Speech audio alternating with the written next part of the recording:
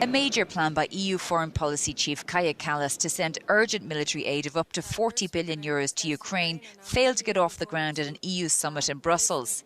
The plan includes sending €5 billion on 2 million rounds of ammunition, as well as air defence systems, missiles, drones and fighter jets.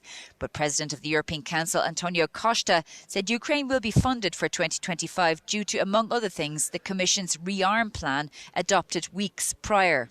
We have a very good exchange with President Zelensky, and we reaffirm our full support to Ukraine. As you remember, we have our last two councils was dedicated on defense.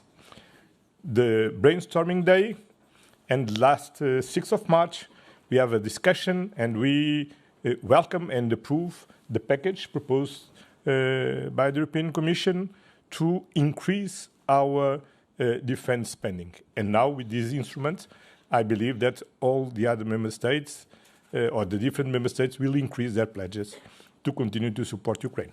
Also on the agenda was Europe's need to boost competitiveness and innovation amid sluggish growth and the spectre of a trade war triggered by US President Donald Trump's tariff announcements. Earlier on, the EU said it was delaying until mid-April retaliatory tariffs against sector-specific targets in the US. EU Commission President Ursula von der Leyen said the decision was made to allow for more negotiations with the White House.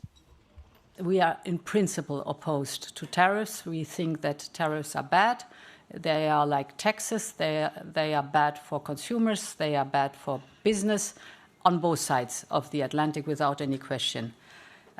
We are in active discussion with the US administration on this issue, and I can confirm that we decided to adjust the timing of the entry into force of tariffs.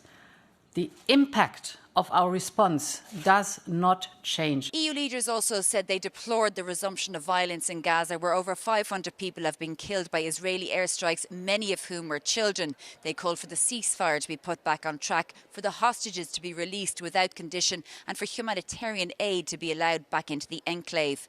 Shona Murray, Euronews, Brussels.